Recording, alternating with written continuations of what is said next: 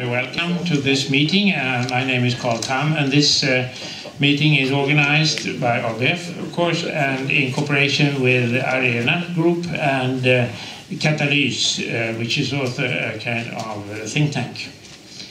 And of course, I'm very happy to welcome our guest of honor and speaker, Professor Werner Müller.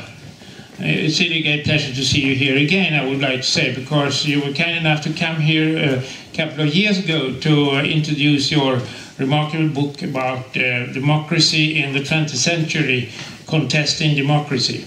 And we had a very interesting evening with you about this book. And as you all know, here Professor Müller has written extensively about democracy and populism during the last years, and also is a well-known person in many main newspaper and magazine.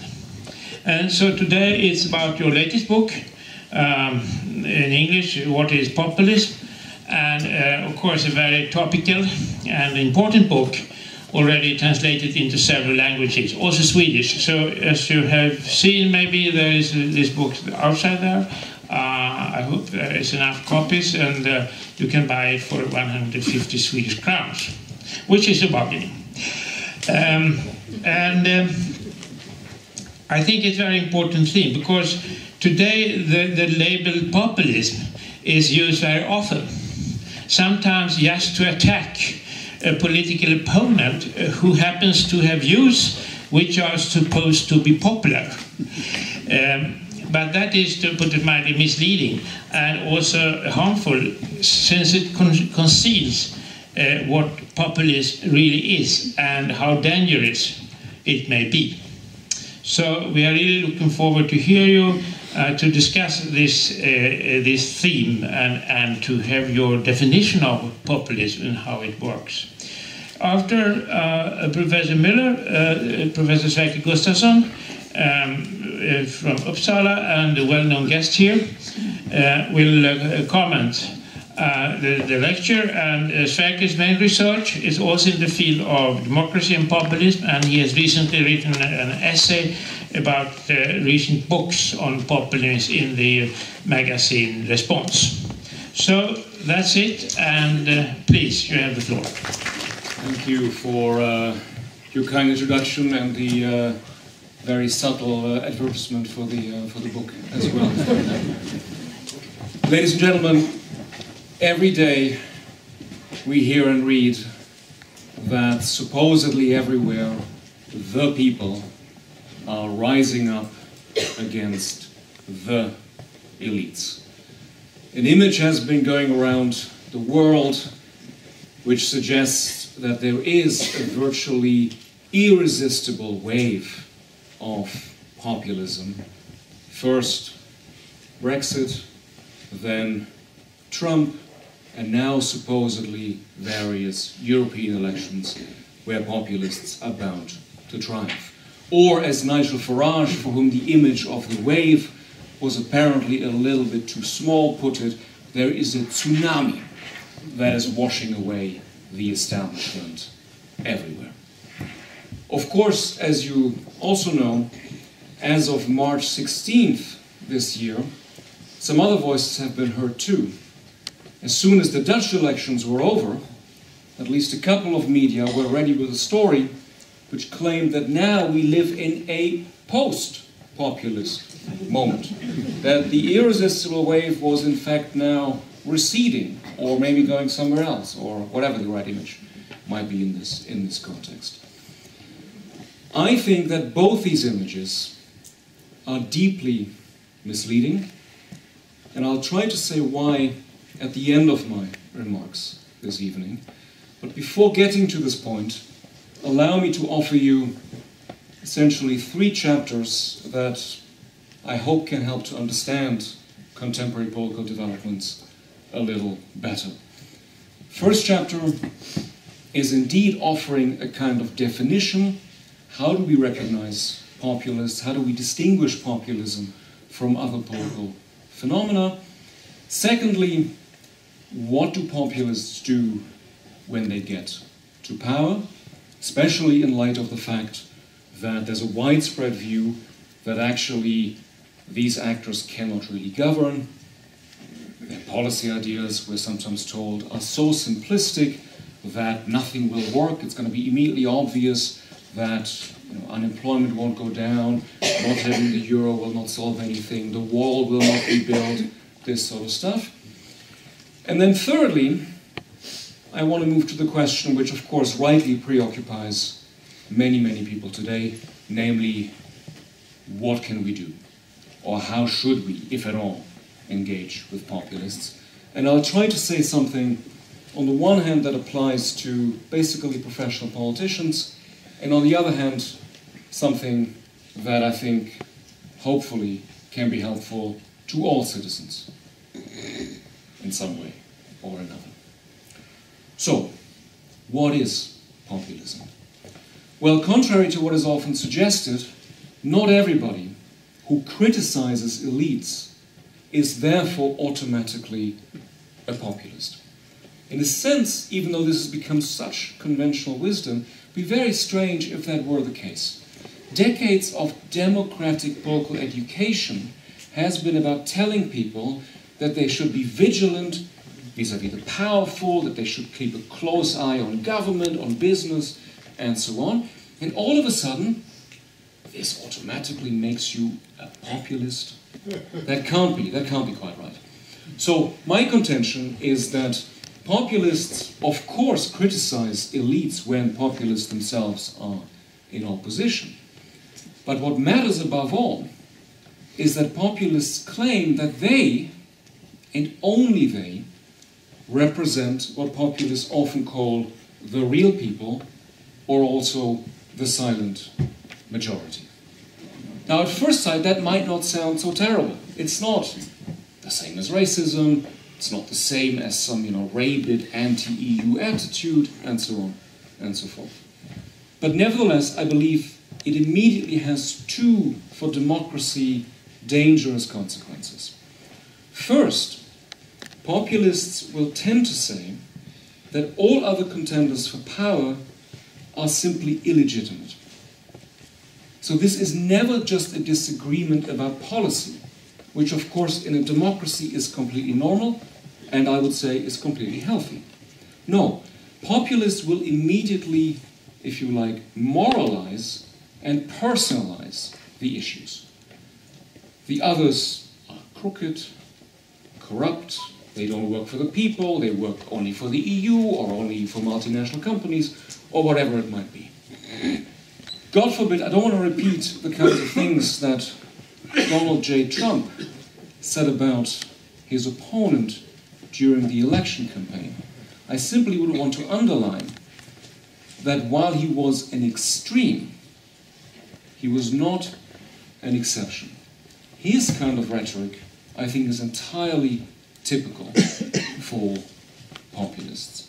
What I think, in retrospect, clearly was an exception is how many of his own followers kind of bought into this all-out personal attacks on opponents. If you permit me a small footnote, it still to me is sort of mind-boggling that 40% of Trump supporters in Florida, when asked whether Hillary Clinton was a demon, said yes. Now you might say, well, since when do in opinion surveys do we have questions like, do you think that such and such a politician is a demon? That's not usually what we ask. But it was asked in that case because one of these right-wing internet, how to put this in a polite way, personalities had put out the view that both Obama and Hillary Clinton literally had emerged from hell, and that if you got close to them, you could actually smell the sulfur. 40% of Trump supporters in Florida said, yes, that is empirically actually the case, giving a whole new or maybe very old meaning to our colloquial term, demonization. Secondly, and maybe less obviously, populists will also suggest that citizens, those, if you like, among the people themselves, who do not share their, in the end, symbolic construction of who the real people are, and who logically then do not support the populists politically, that all those citizens can have their status as properly belonging to the people put into doubt. Let me try to illustrate that with two examples. You may still recall Nigel Farage's speech during the night of Brexit, when he famously or infamously said, this had been a victory for, as he put it, real people.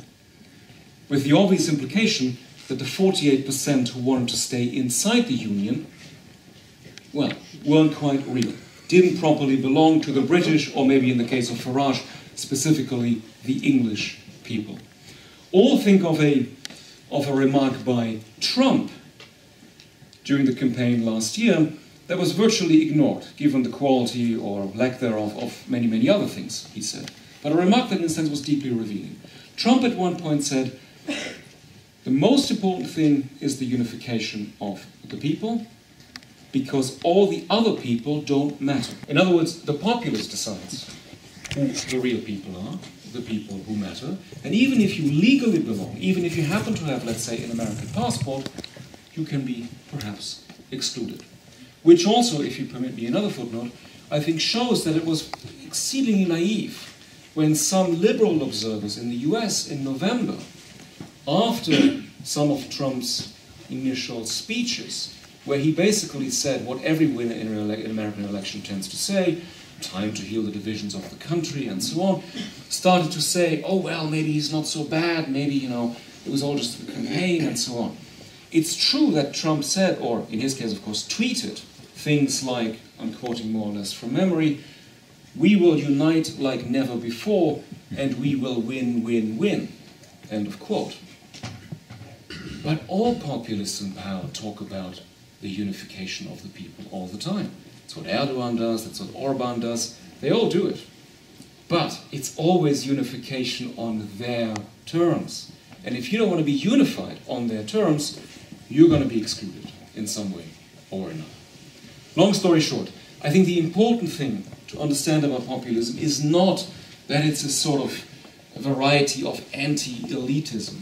The important thing to understand about populism is that it's anti-pluralism. That populists will always exclude, both at the level of, if you like, elites, party politics, but less obviously also at the level of citizens themselves.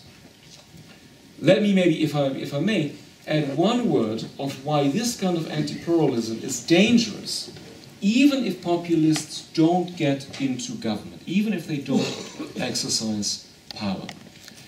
If you find anything useful in this approach, hopefully you can see that populists who don't win immediately have kind of almost logical problem. Because how can it be the case that on the one hand, we and only we represent the real people, and yet we don't win? We don't have overwhelming majorities. How can that possibly be the case? Well, in many, I'm not saying in all, but in many cases, the way out of this problem is to basically say, well, we really have the real people and the real majority, but you know what? It is only the silent majority. And it's only the silent majority because somebody keeps the majority silent. In other words, it might be the other, the corrupt elites, who are manipulating things behind the scenes to prevent the majority from truly expressing itself. I'm not saying that this happens all the time, but it happens a lot, that populists will contest election outcomes. Think, for instance, of the presidential election in Austria last year, where the populist candidate who was up against a green professor from Vienna, in the TV debate said, you, professor, you have the haute volée, the elites.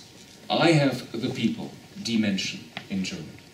Now, by definition, it cannot be that die Menschen lose against this small group called the haute volée. And lo and behold, the Austrian Freedom Party did initially contest the election. Or think again of Trump. Think of the fact that in November, he infamously said, well, if she wins, maybe I'll recognize it, maybe I don't. And again, it was very interesting what his supporters made of it. 70% of all Trump supporters said, if Hillary Clinton wins the election, it must have been rigged. And this is bad for democracy no matter what. Because you're basically undermining the trust in existing institutions. You're constantly suggesting to people that this is just a facade, something else is going on behind the scenes, and so on. I hasten to add that, of course, any of us can criticize our existing institutions. Any of us can say, look, I think our election system is bad, it could be more representative, etc., or could be more direct democracy. That's all completely fine. Again, it's actually a sign of good democratic engagement. What you can't do, ladies and gentlemen, is to say, like the populists, because I don't win, it's a bad system, or it must be rigged, or it can't be right. That is not a democratic argument. All right, let me quickly try to move on to the second chapter. What do they do when they are in power with, let's say, sufficiently large majorities and insufficiently strong countervailing institutions, such as, let's say, courts and the media? So I hasten to add, I'm not talking about situations where maybe a populist party is a minor coalition partner in government. We can talk about that too if you like later on. I'm talking about situations where they really have power. So very often, I think we're told that, well, don't worry too much, because A, they have all these simplistic ideas about policy, and they're bound to fail.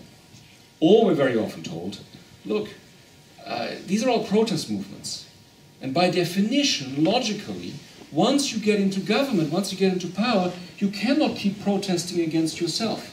So something has to change. Or we're also told sometimes by liberals that, well, once they're sort of in government and have to worry about real problems, they're going to become more moderate, one way or the other. I think that all these views are dangerously naive. I think we have enough examples, especially in our day, of populists who are in power and who will then actually govern as populists. Which, again, if you find anything useful in my approach, means they're going to govern as anti-pluralists, which means they're on principle not going to recognize the legitimacy of any opposing forces. Hence, we should not be quite so surprised if a populist in power says things like, well, media that criticize me are an enemy of the people. Or judges that decide something that I don't like maybe should be called so-called judges, because somehow they are not really legitimate. I hope you can see why, in a sense, they're bound to say that.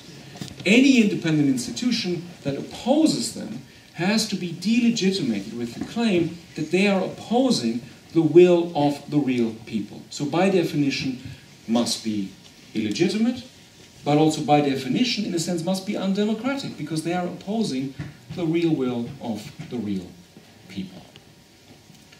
But there are a couple of more things that I think we can by now identify as, if you like, patterns of populist governance, or, if you permit the term, even as something like elements of a populist art of governing. And I'll mention three. We can talk about others if you like later on. First of all, I think it's very typical that populists will essentially try to take possession of the state as such. Be done with anything like a neutral bureaucracy, place their own people into civil service positions. Now, you might come back to me and say, well, wait a minute, I can think of 29 other examples where political parties do that, and they're not necessarily populist. In fact, in many countries, many parties try to do that. Correct. What I think is particular about populists is that they will do this, unlike others, very openly, and with what they see as a real moral argument for why they should be doing this. Because after all, they are saying that something like the state is there to serve the people. And we, remember, are the only representatives of the people. So it's only right and proper that we take possession of the state.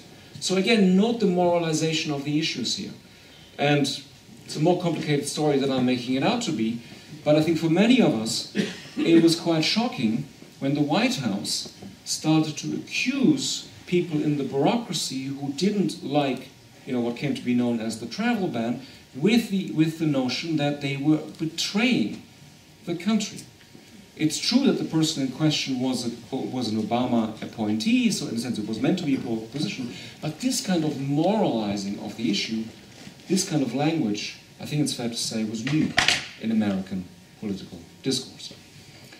Secondly, I think it's also very typical that populists will engage in what political scientists often call mass clientelism, which is just a fancy word for saying, let's give benefits and maybe bureaucratic favors to those among citizens who politically support us.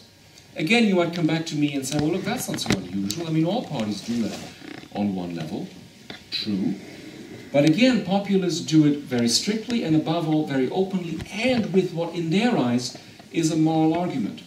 Remember that from the get-go, in their imagination, not all the people are really the people. There's always already a division in place between the real people and those who can be excluded and who therefore are also not deserving.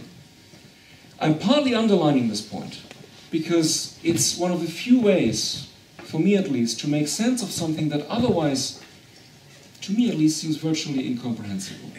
I'm talking about the fact that, of course, all populists, when in opposition, initially campaign on something like, look at the corrupt elites, look how they, hold on to power, how they use state resources for themselves, and so on and so forth. And how then, at the same time, very often populists in power, with all due respect, turn out to be 10 times worse.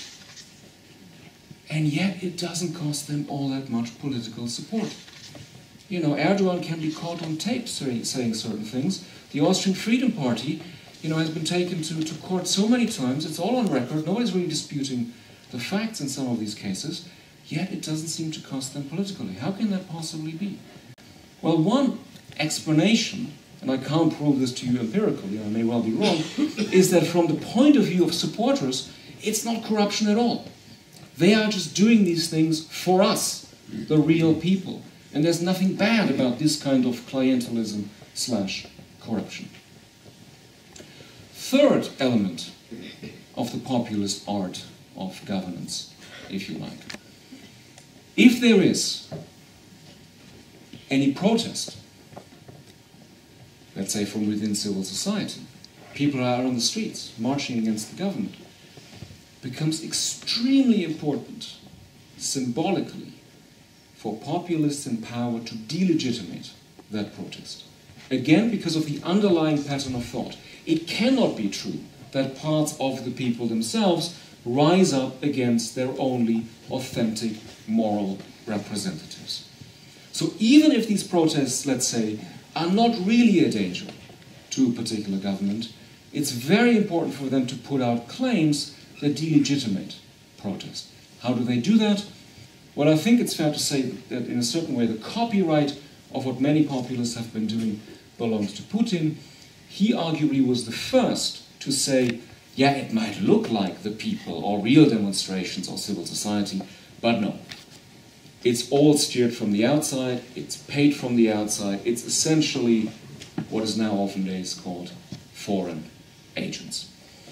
Others proved more creative in this regard. Remember that, for instance, members of the Turkish government argued at the time of the Gezi protests that no, it wasn't real Turks who were out there. It had all been organized by Lufthansa, because Lufthansa was extremely afraid of more competition from Turkish Airlines because of the new airport and so on. I'll spare you the details, but you see where this is going as a kind of claim.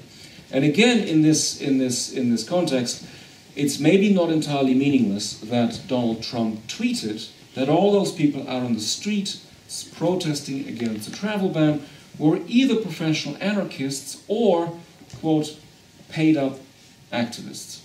Well, paid by whom is then the question. And certainly we all know what kinds of answers populists give to that sort of question. So my claim is not that these regimes are invulnerable or that they'll be there forever. All I would underline is that these people can really govern, that we will see particular patterns of how they govern, and that, long story short, they are very likely to take their countries in an authoritarian direction.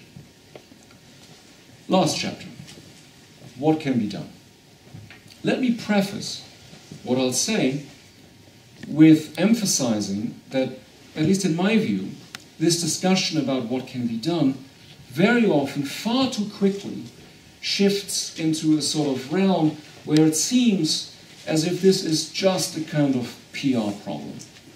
We just need better strategies, we need better narratives, we need to communicate with people better, the EU needs a better narrative, and so on and so forth. Of course this stuff matters, but with all due respect, content and actual policies matter too. And it's a mistake to think that, oh, everything can just be addressed by basically better framing, better communication, and so on. Now, unfortunately, I'm not the person to tell you about what exactly these better policies in different cases can be. I would simply underline that any discussion which leaves this out completely, in my view, is somewhat misguided. Okay, well, but let's talk a little bit about strategy and how to engage with populists, if at all. And let me, as I said at the beginning, first talk a little bit about professional politicians. Of course, a very much maligned group in our age. I think it's fair to say that for them, two strategies, which are very widespread, should be absolutely avoided. The first strategy, that is very widespread, and I'm very curious what you think about this in the Swedish context here later on if you like. The first strategy is one of total exclusion, along the lines of saying, we're not even going to talk to them, we're not going to be in a talk show with them, if they pose a question in Parliament, we're not going to answer it, we'll walk out, this sort of stuff. I think this is misguided both on a strategic, if you like, instrumental level, but it's also misguided on a more normative level.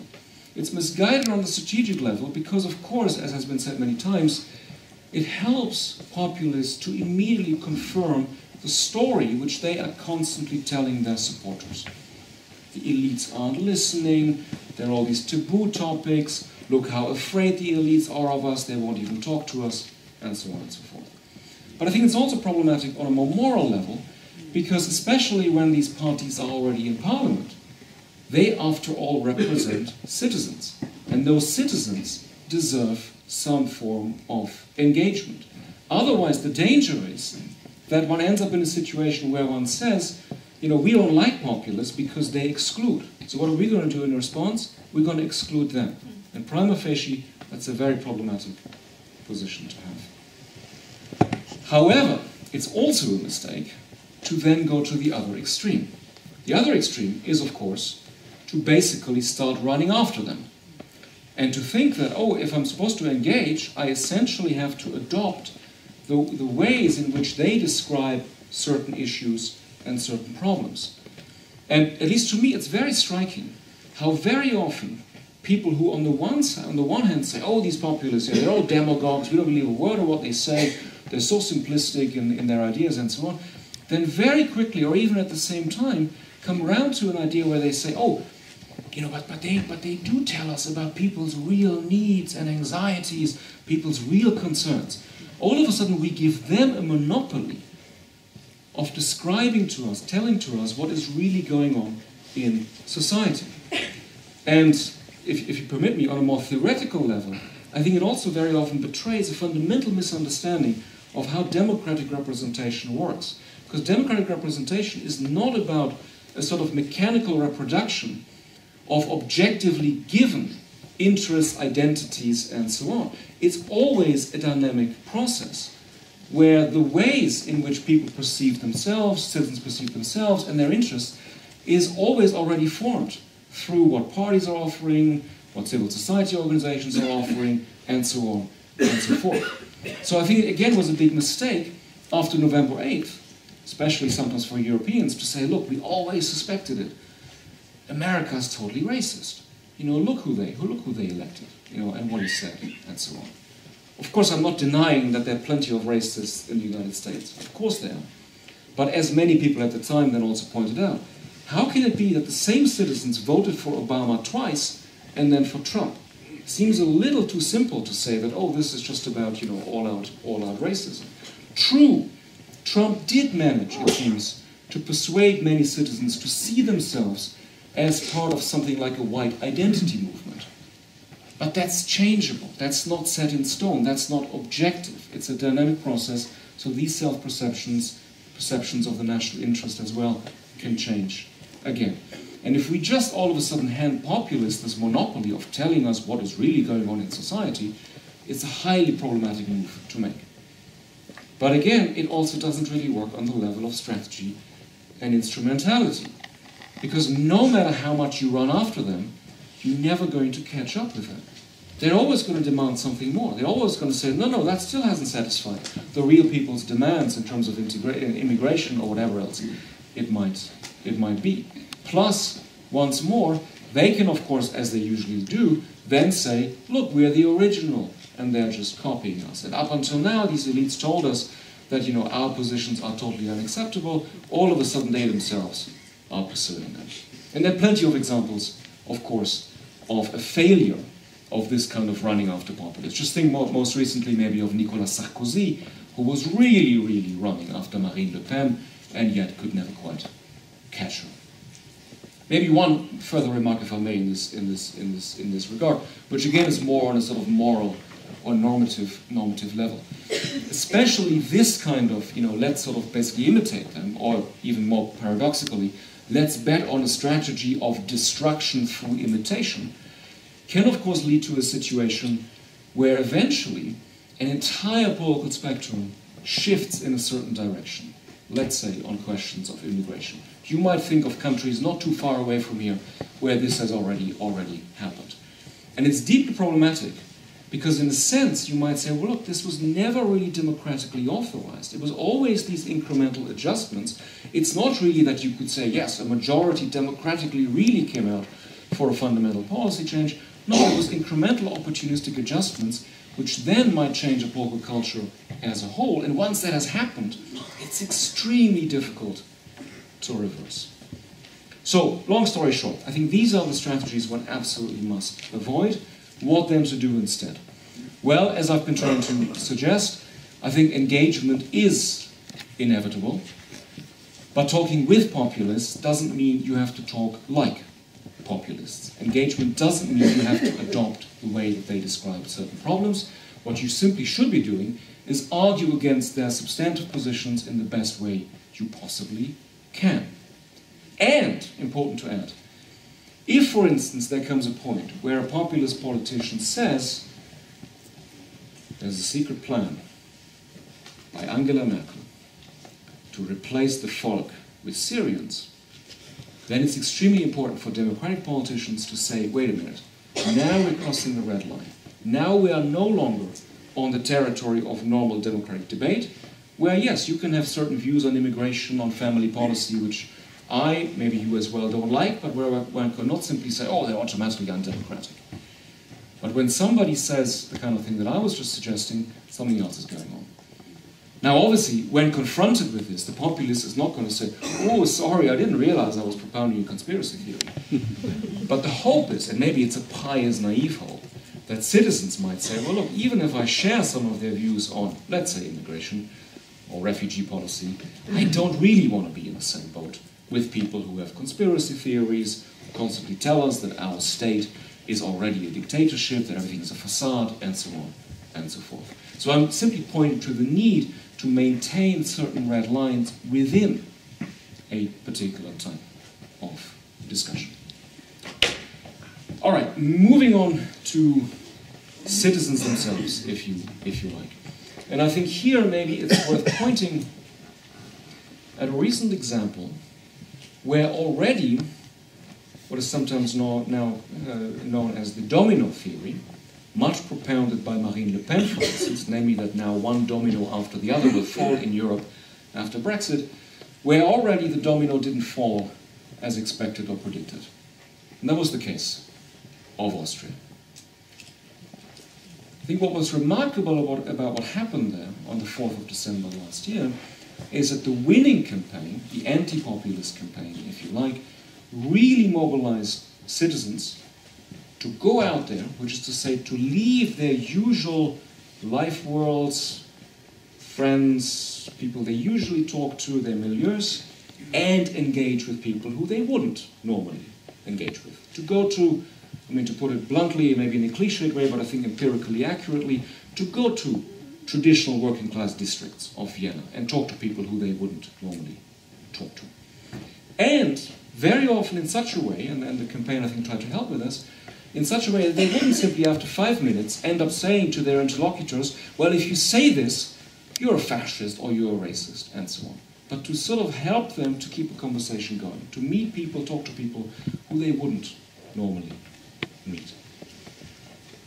This, of course, if you recall, was also the final word, if one may put it that way, of Obama. Remember that in his farewell address, he said, stop arguing with strangers on the internet. Start arguing with strangers on the street and in the pub or in the restaurant or wherever it might be. It's not a panacea, to be sure, but I hope you can see why it has a certain logic. Because the populists benefit from this image of a homogeneous people, where everybody always seems to be entirely in agreement with them. So if one can sort of go against that on an empirical level, and make people realize, no, there are also other people, and they're not totally unreasonable, and they don't all act in ways as if they didn't belong to the real people, that might have an important effect. But that's not the only thing. And here I return to my criticism that I suggested to you at the very beginning. Criticism of this image of waves and tsunamis. What's wrong with this image of the irresistible wave, other than, denying agency to all of us, because, hey, it's irresistible, can't do anything about it, what's wrong with this image is that, after all, with all due respect, Nigel Farage did not bring about Brexit all by himself. He needed his very established conservative allies who gave their blessing to his case. He needed his Boris Johnson. He needed his, perhaps in particular, his Michael Gove, the man who famously or infamously said last year that this country is tired of experts. The irony being that Michael Gove himself was and is always seen as an intellectual among British conservatives. So it wasn't just anybody who said don't trust expertise. It was an expert who said expertise is overrated. In the US, and forgive me because it seems almost too banal to mention, Donald Trump did not become president as the candidate of a new third grassroots protest anti-establishment movement. No, he was the candidate of a very established party, and he also needed the blessing of very established conservative figures. Chris Christie, Rudy Giuliani, and maybe also particularly important, Newt Gingrich. Newt Gingrich, who went on CNN last summer and propounded the idea that crime was going through the roof. And then when the CNN journalist said to him, but look, the FBI statistics show that this isn't the case, he responded by saying, you may believe in what theorists say, which for many of us was sort of news that the FBI is full of theorists and philosophers and so on, but never mind. You may believe what theorists say, I trust what people actually feel. And that's interesting, because in the context of the American conservative movement, Gingrich is also seen as an intellectual, somebody who writes history books, who writes futurology books, and so on. So again, it took a particular kind of person to tell people, don't trust professionals, basically trust your instinct or your everyday kind of experience. Why am I telling you all this? I'm telling you this simply to make the point that as of today, no right-wing populist has come to power in Western Europe or North America without the help, or if I may put it somewhat more pointedly, without the collaboration of conservative elites. And the one place where the domino didn't fall is precisely instructive also in this regard. The Austrian Christian Democratic Party didn't take an official position on the presidential election in the end, but many local conservative mayors came out and said, you cannot vote for the populist candidate. He really might take us out of the EU, and it's dangerous, and we're not going to benefit from it, and so on. And especially also in rural areas, which is interesting because another image, of course, that has taken hold is that, yes, The cities belong to liberal cosmopolitan bobos. But you know, if the meat and car-hating, you know, bobo liberals show up in the countryside, no, they have no chance, and the countryside belongs to populists. Well, the election map in Austria, in the end, sort of still confirmed that image to some degree. But the fact that the populists didn't do as well as expected in the countryside made a huge difference. So I think, in principle, it's a mistake that we're always only focused on populists in isolation. We all know these typical maps in newspapers and magazines, map of Europe, and then somebody tells you, in this country, this is the dangerous extremist party, that is the populist party over there, and so on. Instead of realizing that it's a larger dynamic, and it matters what the other parties are doing. So on the same note, let me say one more word about the latest thing, which is that, oh, now it's the post-populist moment, because of one election. It's of course true that the official populist, also in my sense populist candidate, Geert Wilders, didn't do as well as expected by some people. It was always, with all due respect, idiotic to say that he is going to win, as if anybody thought he was going to get more than 50% and then govern by himself, like you know, Trump style. It's true he didn't do as well as expected. But we have to make a distinction between populism as this claim to a moral monopoly of representation, in the way that I've been trying to suggest to you, on the one hand, and on the other hand, particular forms of policy content, which are not in and of themselves populist or not, but some of which can have a particular affinity with populist themes and ideas. And I think what's important to see about the supposed post-populist moment is that, yes, the populists can officially lose, in quotation marks, but the supposed mainstream actors can actually start adopting a lot of the content, or even to some degree engage in language which I would call typically populist. What do I mean? I mean the fact that, you will recall, Mark Rutte at one point put ads in newspapers where he said, act normal or leave the country. Well, with all due respect, it's not Mark Rutte's role to define what normality is in the Netherlands. I mean, yes, there's criminal law, and if you don't observe the law, you should have a problem, of course.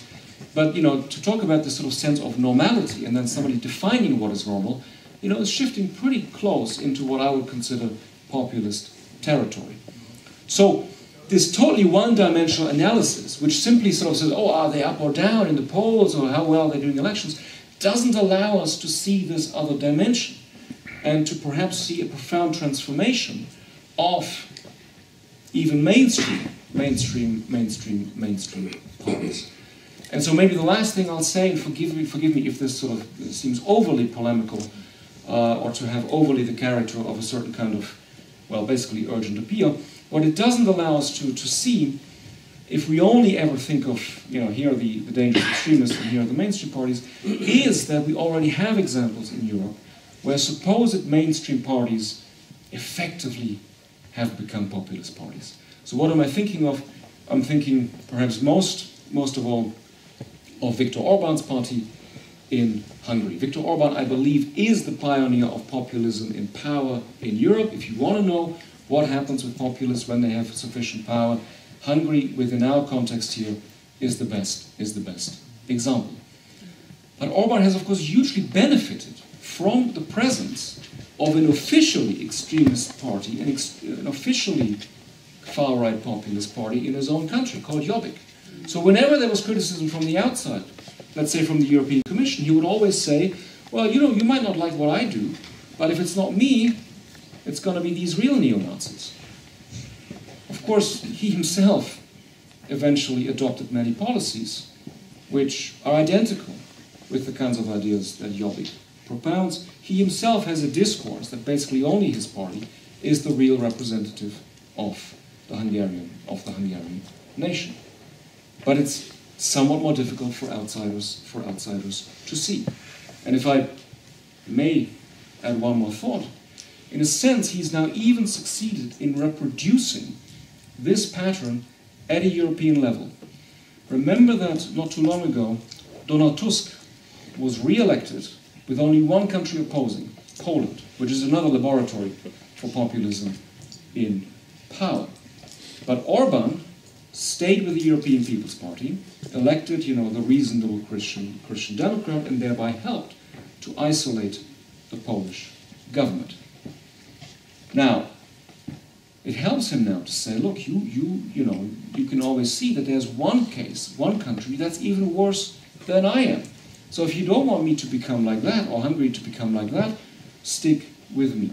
And it's in the shadow of this fatefully wrong perception that he can now, as I'm sure many of you will have heard, close a university for political reasons, which is absolutely unprecedented in post-war European history, go against independent NGOs with the usual argument, these are all foreign agents, it's all paid by people from the outside, and so on.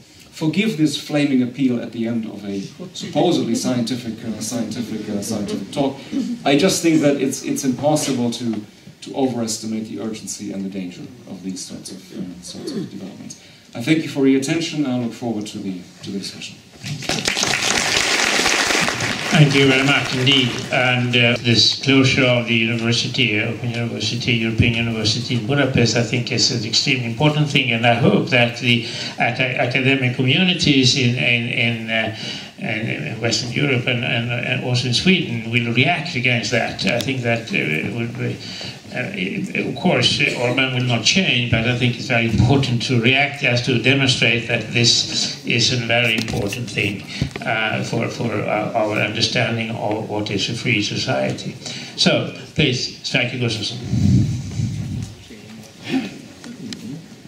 Yes, to this last point, I can mention that the Swedish Academy of Sciences has already reacted, and also the collaborative network of research universities in Northern Europe have reacted. Yes, we have listened to an excellent presentation, combining academic rigor with being easily accessible. Tham has asked me to start the discussion by providing a short commentary. And I'm glad to do that, and I will do that by repeating the main points here, which have far-reaching practical implications.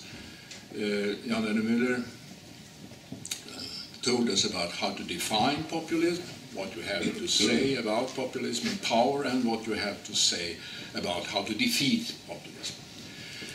I think there is one common denominator to these 3 points. What they all have in common is that you take the view of a necessary self-criticism needed among social democrats, Greens and social liberals. Implicitly and at some points quite openly in your presentation here and in your book, you are attacking us for something I would like to call intellectual laziness. During all these 70 years since 1945 and 40 years since 1989, we have been too convinced that pluralism and anti-populism is the dominant and triumphing mode. Therefore, we have not given enough attention to what we are actually referring to when we are stating our basic persuasion of pluralism rather than populism. The first example of your attacking us for intellectual laziness comes with your way of, in a very simple way, answering the basic question of how to define populism. The easy way out is to say that the meaning of the word populism is essentially contested. From that point of departure, it is comfortable to say that it's a futile exercise to decide upon a fertile definition, which is neither too broad to include all sorts of grievances, nor too exclusive to catch anything politically interesting.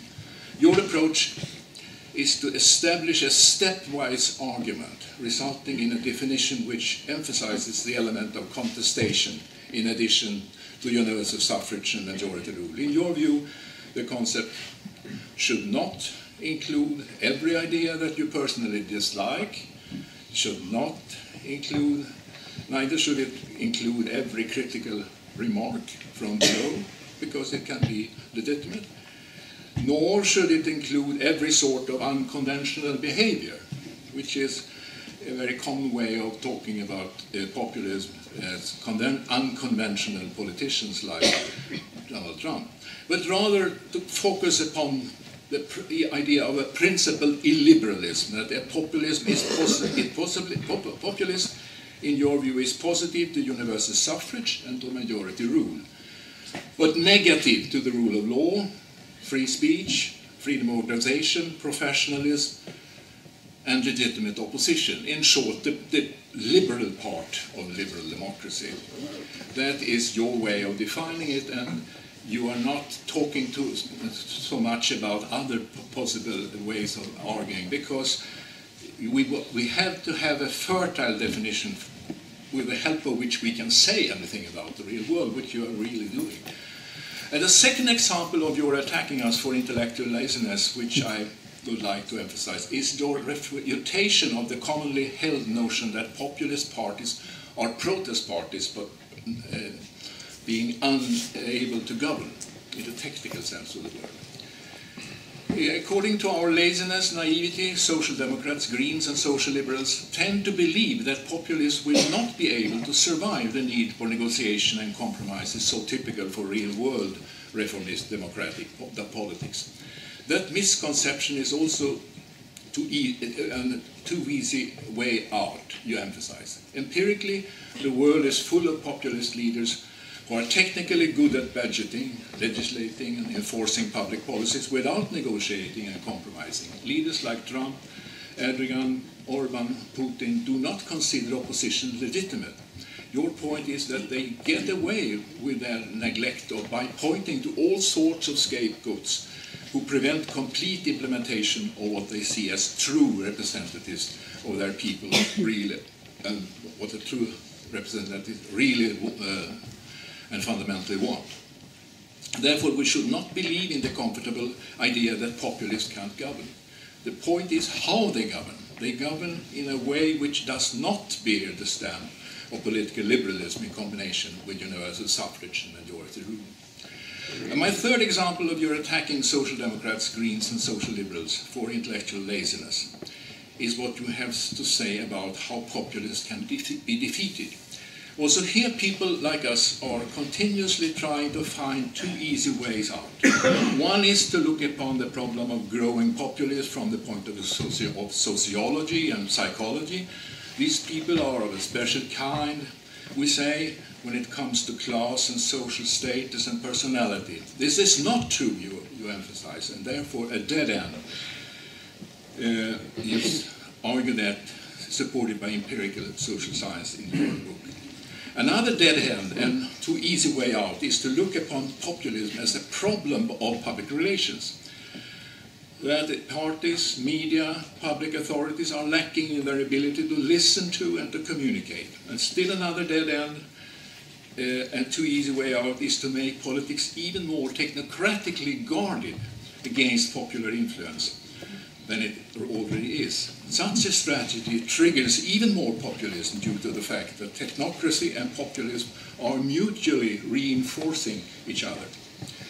What you're suggesting instead is that we stop talking about populism as a historical phenomenon brought here by history in the metaphysical way, meaning of that word. History has no inbuilt direction. Within a framework of universal suffrage, majority rule, freedom of organization, free speech, rule of law, and legitimate opposition, it all depends upon how you talk and act upon the grievances that populists address in order to establish their idea of a distinction between left and right, having become politically irrelevant. Instead of talking about populism, we should address the real-world dilemmas and conflicts of ideas and interests.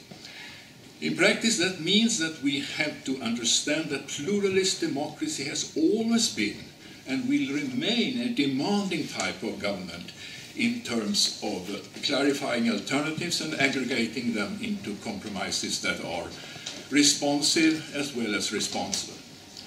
Technocracy on the one hand, as well as populism on the other. Both of them are too easy ways out if we want to preserve freedom of organization, free speech, rule of law, and legitimate opposition, in addition to universal suffrage and majority rule.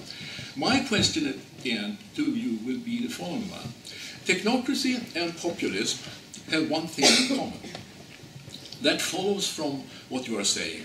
Both criticize pluralist democracy for not being effectively responsive and effectively responsible. To solve, in quotation marks, that problem, populists put up the people against the elite. To solve that same problem, technocrats reduce politics to a question of scientific expertise.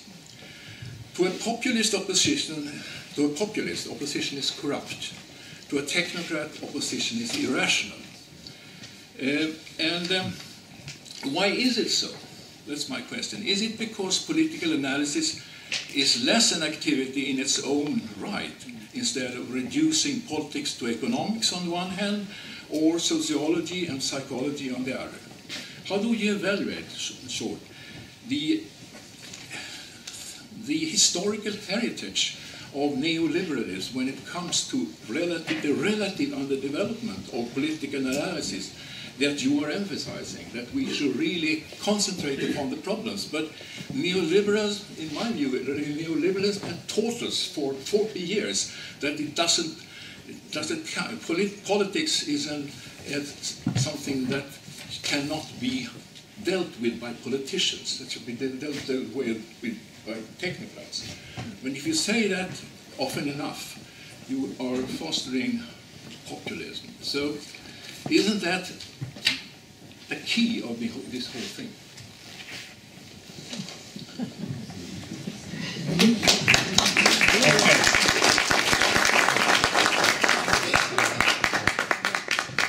You may comment on that, maybe, and yeah. Thank you for these very, very generous comments. I wish we could always do this together, because then you could always accuse people of intellectual laziness, and I wouldn't have to do it. So let me maybe, if I may, register one slight disagreement, and then try to answer your question at the end in the remaining 5 hours. So everything you said about how I sort of try to analyze things, absolutely correct. The only thing I would slightly resist is the idea that they only criticize liberalism. I'm not saying that liberalism and democracy are the same thing.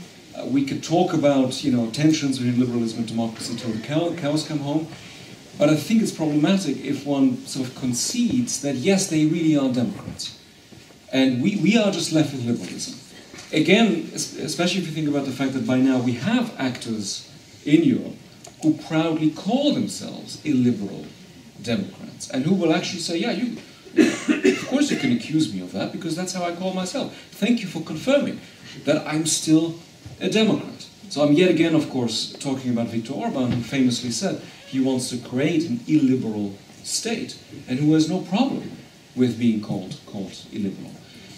And I think it's worth underlining that unless one really believes, which I think one shouldn't, that, okay, democracy is really just about not rigging the ballot on the day of the election, then attacks on free speech, attacks on media pluralism are not just about liberalism or the rule of law, they are also directly an attack on democracy. Because it's impossible to report on the government, the election is not what it should be in terms of making an informed and free and fair choice.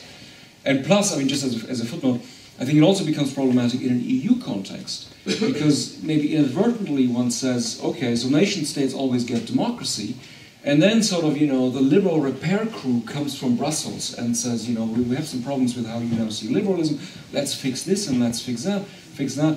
And it would be much better if some of the relevant actors would simply say, look, we fear for democracy itself, and not just for liberalism. We think there's a problem, even if you, let's say, don't literally stuff the ballot boxes on the day of the election, but if certain other things become possible, democracy itself is in danger. The other thing that maybe I think is worth flagging, I think it's an extremely important point that you raised that I actually don't really deal with in the book, namely this attack on professionalism. I think there is something really to be explored there that, as far as I know, people haven't really done properly yet.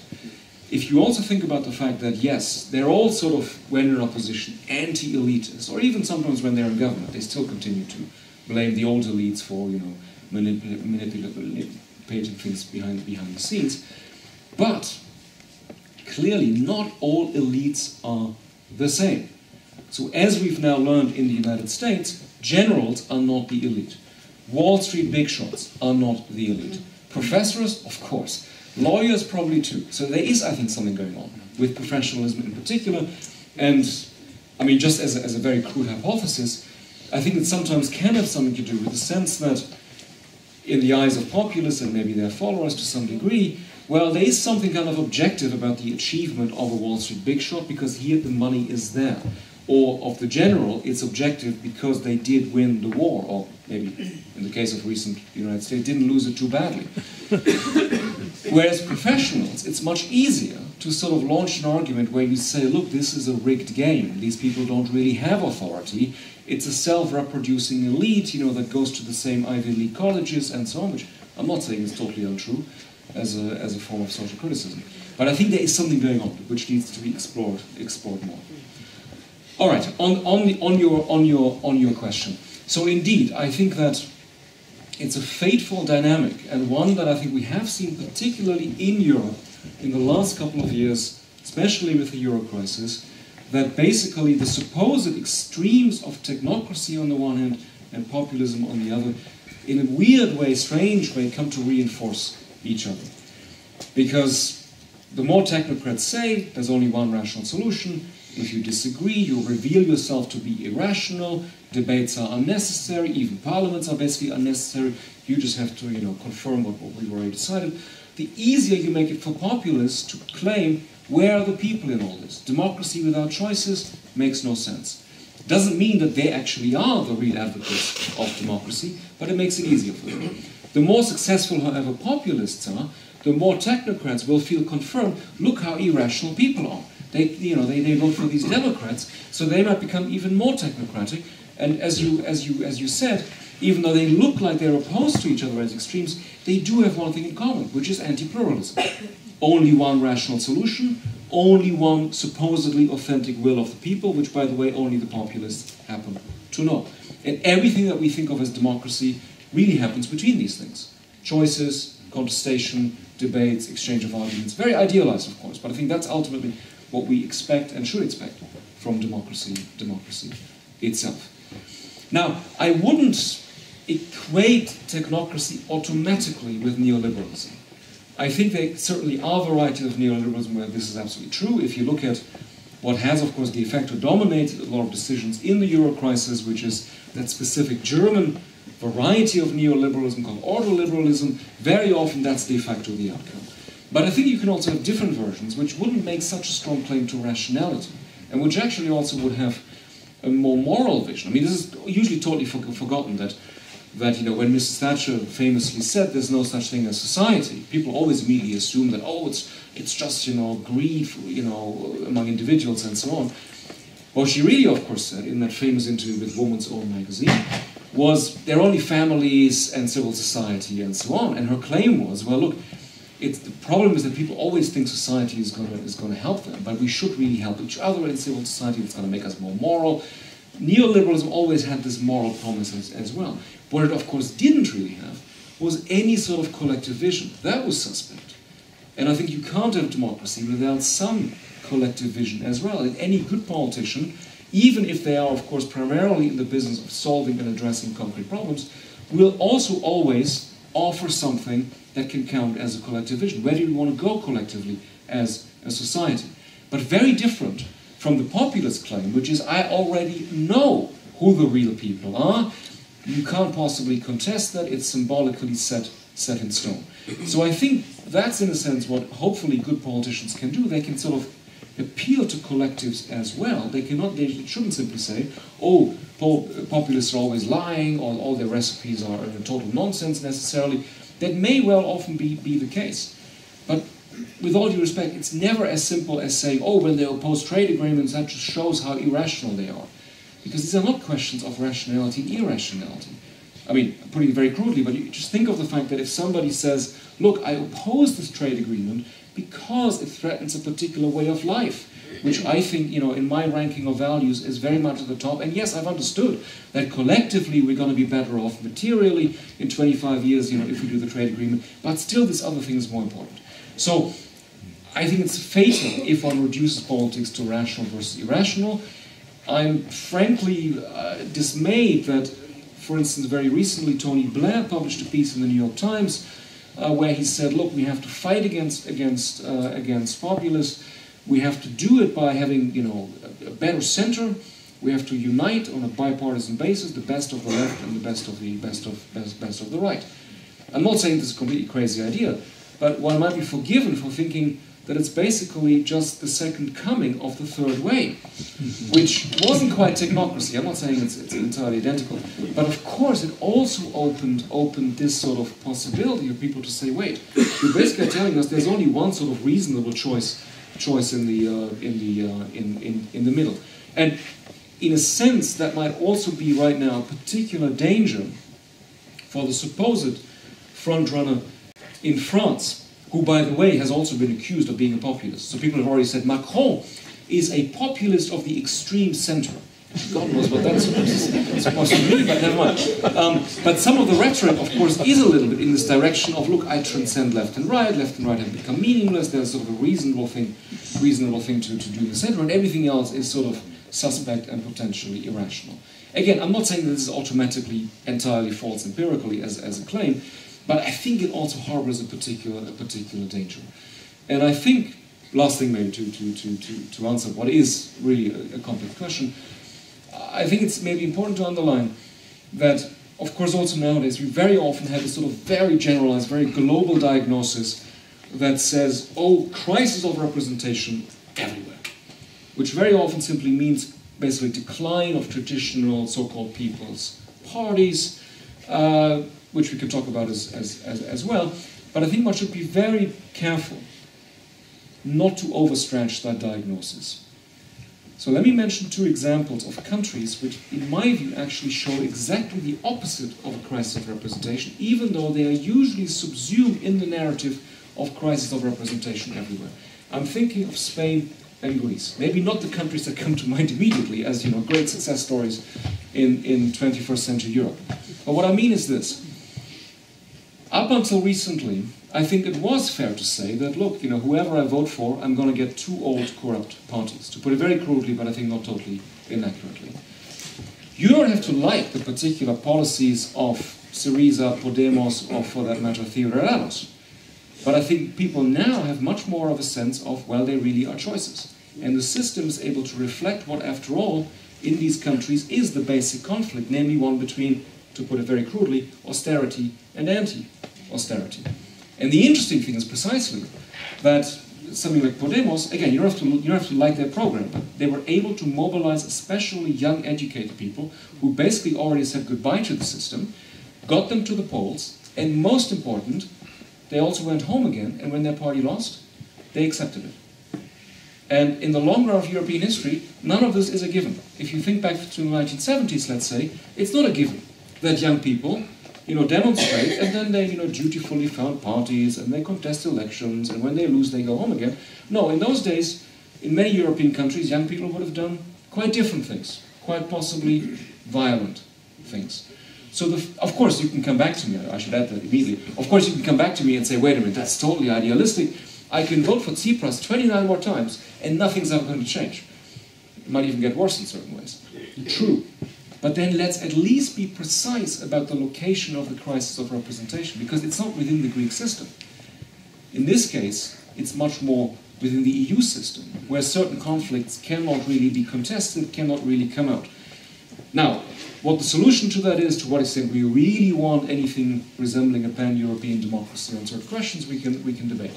But at least let's be more precise, and let's also look at some of these examples where clearly it's been possible to, in a sense, I think, strengthen representation, strengthen democracy, with the irony, of course, that some of the very forces which I think have been helpful in this process are always called populists. In this case, left-wing populists. I'll leave it at that, and I know I haven't really fully answered. Yes, the last thing you said about Syriza and Podemos, I think it's very important to stress that according to your definition and my definition, these parties are not populists, and neither is Bernie Sanders a populist, which is usually said in that kind of propaganda where everything that you dislike is populist. In your more general remarks here, if we have, you want good politics and good politicians, and good politicians, they are able to work with the real problems of the real world and establish the necessary coalitions and so on in order to make things. And in that theory, you have a mandate from the people, and you use expertise, and you use within politics.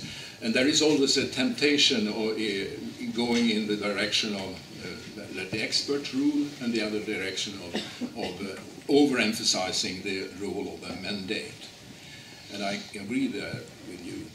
And when it comes to democracy, I think you misunderstood me. In my view, and most political science view, democracy is a combination of universal suffrage and all these liberal words. And if you don't have these liberal attributes, you don't have any democracy. You cannot use that particular phrase that Orban is using. It's a contradiction in terms, really.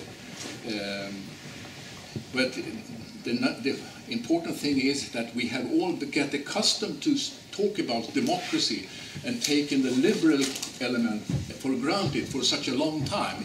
Already in 1945, that all the way is very obvious in the Swedish context that we always talked about democracy in the liberal sense. Even in the 1920s we did that here. And so that's why we got so stressed when all of a sudden we see politicians which are not liberal in that political sense.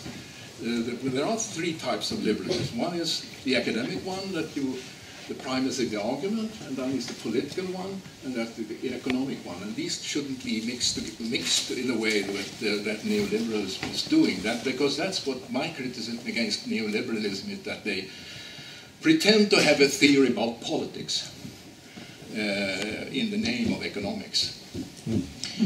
Okay. May I interrupt you? I mean, you can go on for a long time.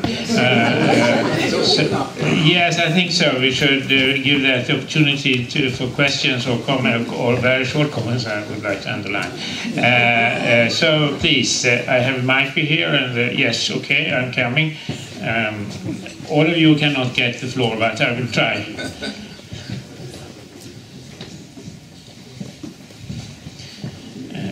Mikrofonen väldigt nära och säga något helt. You hear me? My name is Holger Dahm. Thank you for an interesting presentation of contemporary populism. A couple of decades ago, I happened to study populism from the 19th century up to the Second World War. And in the definition of populism by that time, it was anti-big capitalism, anti-big state, anti-scientific, and so on. I could list a number of items which were included in the definition. How do you relate the contemporary populism to that type of populism that existed in the United States, Canada, Russia, and some other places?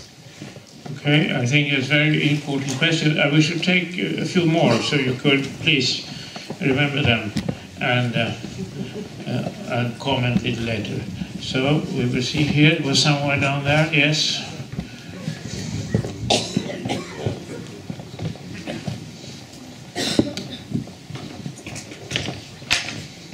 Hi, I just want to ask what you think about fake news and Russian hacking, and if that is, for instance, in the US, but also in Germany and France, if the mainstream parties are using these arguments in a populist way to say that everybody that doesn't vote for them have read something stupid on the internet.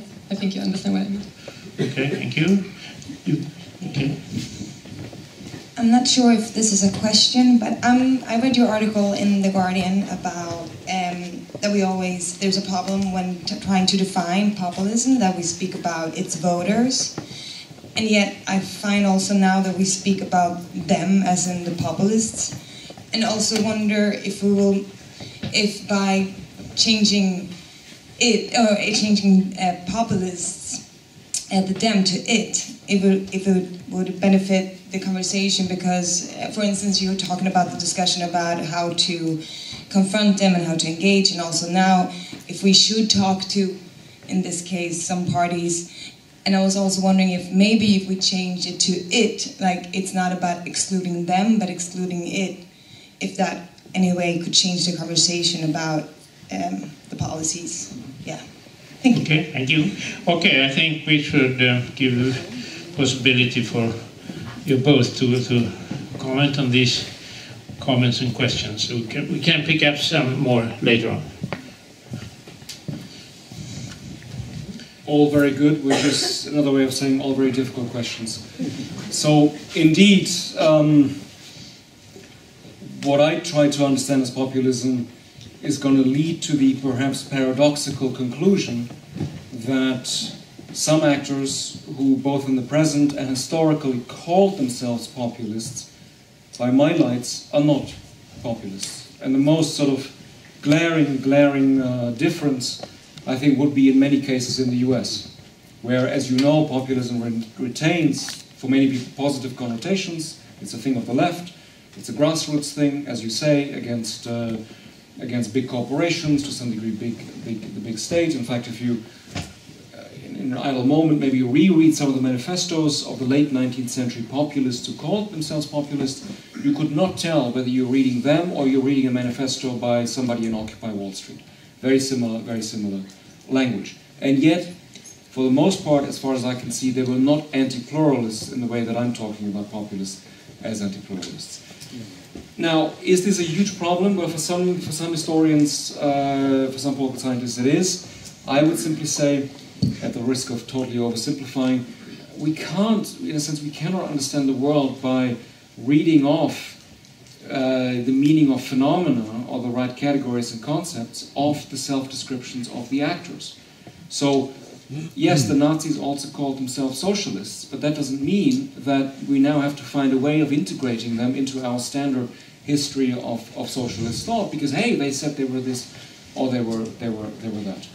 So, same, by the way, also for Podemos. I mean, they call themselves populists. It's not for them, it's not a swear word. They say, yes, that's what we mean, and Chavez is, somebody that we find inspiring, and so on and so forth. But I think one can basically hold on to, if you find it useful, a particular understanding, and then say, well, actually, you might use that word, but it doesn't make you what I think this category of actors and movements and parties is about. Which brings me to the third question. You're right. I mean, there's always a danger in this kind of talk that one basically repeats precisely the exclusionary gesture. And, they are somehow beyond the pale, they are other, we have to find ways of distancing our good democracy from these hugely dangerous actors. Now, one thing I think that might be useful in this regard, both strategically again, but also morally, is to always emphasize that, first of all, by criticizing populist politicians, you are not automatically making a judgment about, oh, let's call them deplorables, the people who might, for various reasons, be attracted by a particular populist politician. As I tried to say in the talk, the reason Donald Trump won the election, with all due respect to what has been said many times by now, is not because of the white working class. It's because he was the Republican candidate. And 90% of self-identified Republicans in the US voted for Trump. And it's much more important to look at the Republican Party and the fact that they've become much more partisan in the last 25 years, basically saying, we're not going to give any concessions to the other side. Every time this country has to pass a new budget, we're going to take the state to the brink of default.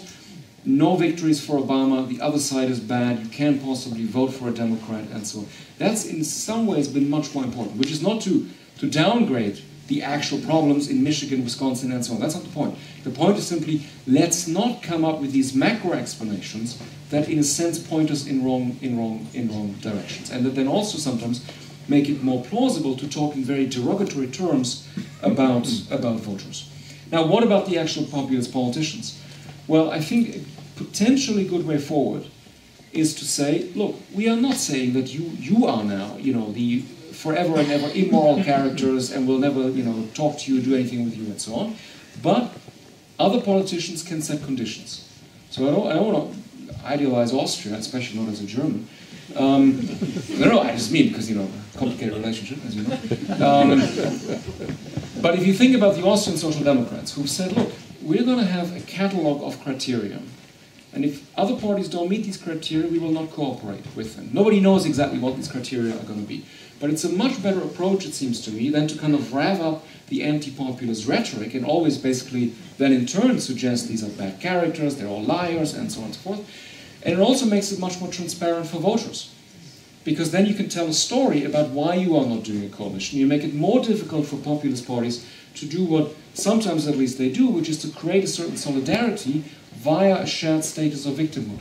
A lot of these parties, and Marine Le Pen will no doubt do this again, say, look, we are the first party, the biggest party now, and we're not governing. That must be wrong. And why doesn't anybody want to govern with us? Because the old elites are just holding on to privileges and so on. If the other parties can simply point to particular kinds of content and say, this is why we're not doing it, it's much more convincing. And it potentially opens a path, or gives incentives, if you want to use neoliberal language, gives incentives to parties to abandon specifically their populism. Because as hopefully has become clear, there's a difference between particular forms of content and this anti-pluralist stance. And in theory, a populist party could say, we still have certain views on, let's say, immigration or family policy or whatever it might be, but we cease to be populist. We cease to say that we are the only legitimate representatives of the people. So that's the good news. The bad news is that at least I can't think of a single example where this has actually happened. Some colleagues tell me, oh, the Norwegian Progress Party. I don't think that's true, but many of you may know this much better than I do. And in a sense, it seems to me it's not such a big mystery why this doesn't happen, because of course Marine Le Pen is not going to wake up tomorrow morning and tell her supporters, look guys, the other parties aren't that corrupt after all. Well, in some cases maybe they are, but depending on how many members of their family they employ in Parliament. But but she's not going to concede this fundamental pluralist point, because presumably, in the minds of populists, that has contributed so much to their success. So they might be very reluctant to simply abandon it. But to kind of give them a path of doing it, I think can be a good thing to do, because then it's also more, in a sense, defensible for why, for instance, one doesn't want to govern with them. Not because they're bad people, but because they have certain positions, they say things which are a danger to democracy, and so on and so forth. Okay, fake news. So I think I would agree with you that there's a danger if one simply again basically says derogatory things about citizens, as if certain other positions were simply impossible. Or perhaps sometimes now, I mean, I don't think it's so obviously the case, but I think it's not entirely wrong to think that, in a sense, it's been very convenient for the Democrats in the US to only talk about Russia, because then they don't have to talk about maybe what they did wrong and what might be lacking in their program, and so on and so forth. So I concede, I agree that this can be, in a sense, a trap if one uses that as an argument for why, basically a certain choice is in principle illegitimate. None of us has ever perfect information about certain issues. Of course, we try the best we can in terms of gathering information, forming good views, and so on. But if the criterion becomes, every citizen's views have to be empirically 100% correct, otherwise the election wasn't valid, well, I think it might be bad news. Having said that, just I'm not speaking as a, God forbid, social scientist who studied this systematically, but I think it's worth emphasizing that yes, so-called fake news is a problem. I talked about somebody who, spread the view that Clinton and Obama literally were, from hell. But we also shouldn't sort of panic completely, as if other things, especially so-called old media, had simply ceased to matter. According to some recent studies, 40% of Trump supporters get their news, well, I shouldn't say news, information, no, that's also the wrong word. Well, they get something. They get something from, you will have guessed it, Fox News. In second place, CNN, interestingly, followed by Facebook, and then a couple of other media. The media that Steve Bannon officially calls enemy of the people, i.e. New York Times, Washington Post, they're not even in the top 10. So they're a kind of abstract threat. It's not that people read this and then they decide, oh, this is all fake and this is all liberal bias and so on. I'm simply underlining that yes, if on Facebook, certain things spread in a certain way, I'm not saying it's not a problem. But it's also not true that, old media has simply ceased to exist. And in the case of Fox News, it's not that they will outright lie. They're not going to say Obama is secretly practicing Muslim and so on. But of course, one more time, like the Republican Party as a whole, it's extremely, extremely partisan. And if you watched it over 8 years, you would have said Obama was the most corrupt administration ever. The US declined in the world. Everything was absolutely horrible and so on. Again, of course, you can criticize that particular administration, but it's a highly, highly distorted view. So there remains something to be said about quite old-fashioned ideals of media pluralism, where in a sense we don't have to reinvent the wheel. The question is more practical. How do you get back to a point that in some countries, has been, alas, abandoned? Okay, we can take 1 or 2 questions more. Yes, I'm sort of wondering how we got where we are. And of course, a lot of it, I think, has to do with neoliberal policies. Neoliberalism, of course, is not anti-pluralist if they have any political agenda. So I'm wondering, isn't it kind of a paradox that their economic policies have probably led to the fact that more and more people support what we call populist parties, but neoliberalism isn't anti-pluralist? Thank you. Thank you. Well, thank you, Professor, for the illuminating lecture. Thank you all for the discussion. Okay, can you hear me? Good. What I would like to go back to is the question of what can be done, and I would like to maybe challenge you a little bit on how you define populism. Two of the ways in which you define it was that it's anti-pluralistic, and it is it's based on specific articulation of the people, which is as opposed to elites. Now, I think this relates to your kind of restricted definition of populism as right-wing populism, and indeed we can say that right-wing traditionally is extremely restricted, and it is based on sort of minimizing options, and it is authoritarian, it is repressive in that sense. But you did not really elaborate on this, what I think is a fundamental division between the left and the right. And then you've got all the movements on the left, which are in fact representing progressive politics, and indeed you still you still articulate the people, but you do it based on a sort of proliferation of social spaces and proliferation of identities. You, in a way, to use Gramsci's language, you create a new historical bloc, and that's also an option for progressive populism in that sense. So I'm wondering, is it possible to redefine populism without necessarily rejecting it? And what is your take on left-wing populism in that case? Thank you. Thank you. Was another one? Yes, I think there was someone here. Yes. Yes, thank you very much. Like many, I was hoping for the 4th chapter in the book. And what I was really hoping for is, who are the populists? And I'm not talking about the voters or perhaps the leaders, because we know about the voters and the charismatic leaders. But there is this whole movement based on sub-leaders or local politicians, volunteers. Who are they? Maybe it's asking too much, but yeah. Okay. Thank you. Thank you. Okay, we can take one more question, please. Tham, Stockholm University. Virtually all populist parties have a very strong stand on law and order. As a criminologist, I would like you to help me with what is the link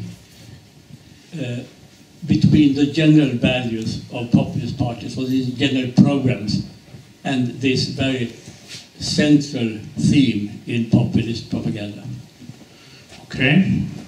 Yes, please. How many more hours do we have? Let me try to take or connect a couple of the questions.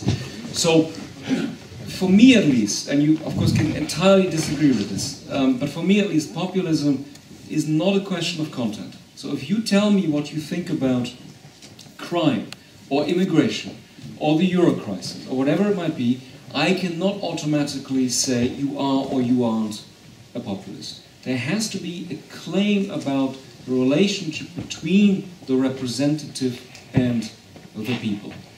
And one can criticize all kinds of contents without calling them populists. And one can sometimes say, well, look, you know, some of this content might actually be perfectly acceptable in a democratic society, even if I don't like it. Because if pluralism means pluralism, it must mean stuff that I don't like. Otherwise, it's just, you know, meaningless to talk about pluralism.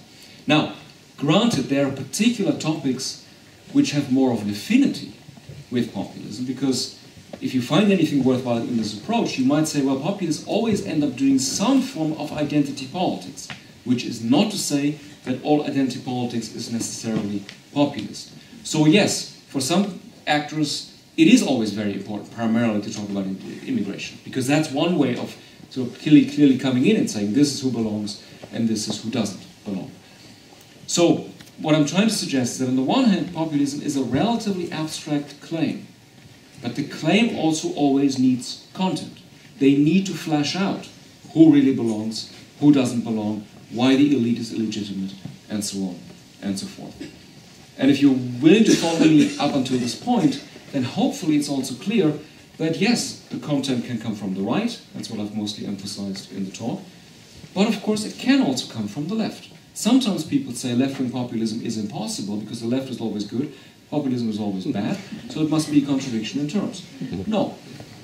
From my point of view, against the background of what I'm trying to suggest to you, of course Chavez was a left-wing populist. There came a point when it was impossible to disagree with Chavez without being called a traitor, traitor to the people, traitor to the project of socialism for the 21st century, and so on, and so forth. So, from that point of view, I've always been, quite frankly, somewhat puzzled when people say we should also have more left-wing populism, especially as sort of an answer to right-wing populism.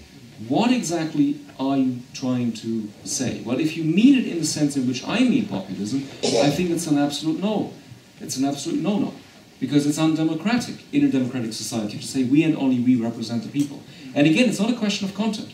You could, in theory, be the absolute pro-diversity, cosmopolitan, super-inclusive populist who says my definition of the people is, you know, 100% pro-diversity, everybody has to travel as much as possible, and so on and so forth, but I'm the only legitimate representative of the people. And so you'd be still a populist. So I presume that's not what people mean. When they mean, which they sometimes I fear do, especially among social democrats, when they really mean, people don't understand our complex world anymore, and we have to talk more again at their level and be a little bit more emotional, and, you know, I'm only talking about German social democrats. I think especially for actors like this, it's of course deeply arrogant and patronizing. And I just don't see the benefit of even then revealing it and sort of having interviews where they basically say people are too stupid to understand what's going on. So that can't be it. So then I'm kind of left wondering, what is it? And then I would, sort of more specifically also in response to what you said, I'm really puzzled as to what is the surplus that you get from officially saying we are left-wing populists now, that you didn't already get with somebody that you mentioned as a theorist, namely Gramsci. Of course it's important for the left to rebuild a certain cultural hegemony, no doubt. But what is it that specifically left-wing populism then gives you? Well, it gives you an articulation of the people. But I think that all politicians always, at least indirectly, but sometimes of course also much more directly, articulate a collective vision. That's not really something that needs to be discovered as some phenomenally new thing in politics. So therefore, I'm not against, you know, I'm not against thinking about these questions. I just don't think that this sort of sometimes, I'm not saying you did that, but this sometimes mechanical sort of thought that, oh, right-wing populism is successful, therefore we must do left-wing populism, seems to me is basically a non-starter. Which also brings me to the question about neoliberalism. So, forgive me, but I'm very wary of anything that smacks of a monocausal explanation.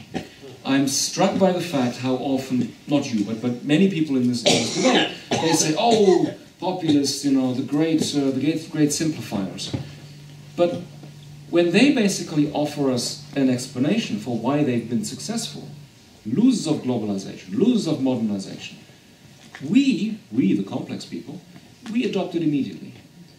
And of course, these factors can play a role. But we would never say, oh, what explains, you know, the success of social democracy or Christian democracy for that matter in a certain period? We would never say, oh, it's one cause, it's one material thing, it's one emotional thing, they all have the same motivation, they all have exactly the same economic status, and so on. At the very least, we would say it's probably a complicated, heterogeneous coalition of different forces. Of course, particular languages matter. Of course, it matters how you build a majority out of sometimes very heterogeneous groups. What kind of language you use to bring people together around a collective vision, such as, I mean, just to appeal to my local audience here, people's home, ideas like this, of course. But to kind of think that there's going to be one answer to all this, I think is problematic. And even though you'd be right to say that, look, but for you populism is everywhere the same, because they all make this one same claim, it's true. But it doesn't mean that it has the same causes everywhere. And the different national constellations still matter. And yes, of course, it can matter a great deal if, in a particular context, parts of the people are systematically excluded for economic reasons. Of course, it can matter if one feels that after a crisis, elites are behaving in a totally irresponsible, self-serving manner. But there are always going to be many more factors. For instance, it helps hugely if you have an existing Kulturkampf or cultural cleavage, where you can more easily mobilize people along the lines of here are the real people, and there are the people who don't really belong. But again, that's only one factor. Or it can be helpful to have technocracy, as we talked about earlier. It can be helpful to have eternal grand coalitions, like you used to have in Austria, where people can more easily say, look, it's undemocratic, no matter who I vote for, I'm always going to get the same people in government. So I'm not saying it's all totally mysterious, but I think we need a more fine-grained account. And last thing I'll say on this, if I may, I think we also need to take account of the, well, I wouldn't call it a fact, but the plausible hypothesis that our time in particular is characterized by a basic conflict which is not entirely novel, but which has become more salient and which in some contexts might be as real as previous conflicts that structured our politics, such as city versus countryside, capital versus labor, and so on. What I'm talking about, and I'm not, of course, the first person to say it like this, is a conflict between, on the one hand, those who want, in the broadest sense, more openness, which in the banal version can mean more economic and cultural globalization, but can also mean more openness, for instance, towards sexual, ethnic, and religious minorities within one's own country. So it doesn't have to be international immediately. And on the other hand, proponents, by definition, of more closure. I think it's a mistake to say from the get-go, oh, everybody who wants more closure is automatically undemocratic and beyond the pale. It's not a bad thing if this conflict is sometimes very much out in the open. You'll forgive me for one more time, but it may well be the last time mentioning Austria in this context. It was a mistake to say that, oh, democracy is in crisis simply because the two traditional people's parties were not in the second round of the presidential election, because at the very least you had two contenders which really very clearly represented these two poles of closure and openness. Nobody could say, oh, it's post-democracy, because yet again everything is sort of the same and wishy-washy and so on. A very clear choice. And, importantly, the loser was in the end prepared to accept the loss, even though he was, in many ways, as I was suggesting earlier, a populist. So in that sense, to me also, it's not the end of the world if Macron and Le Pen were to be in the second round. It's a bit of a problem if you have no party, like Macron, because then how the hell are you going to govern? But that's a different question and story. So it's not bad if that conflict is out in the open. It's not automatically the end of the world, even if sometimes closure wins. But, always with the important additional remark that they must cease to be populists. If they continue as populists, no, it's still dangerous. It's still dangerous for democracy. So that's why I think it's important to kind of maybe bear that larger structural context in mind. Open disclosure doesn't determine that populists will always, be successful or even be prominent, but it in a sense does make it easier for them, because it's the kind of topic where they can come in and say, we have answers here. We decide who belongs and who doesn't belong, and so on. Whereas if our conflicts were completely different, if we actually took global warming seriously, or if we had, bioethical conflicts about, reproductive medicine, let's say, I dare say that populists would not be very prominent in those debates, because what would they say beyond "don't trust the experts"? So in that sense, I think I want to underline that no, it's not all random, but the particular constellations one faces still matter a great deal. Now, I'm happy to say that, and you might be happy to say, given how far along we are in the evening, that I really can't answer your question because I haven't studied this empirically. It's a very interesting question because, again, Nigel Farage, Donald Trump, they don't do it on their own. I mean, there is an army of supporters, people who put in the time, the energy, the emotional energy, not least, to make things happen.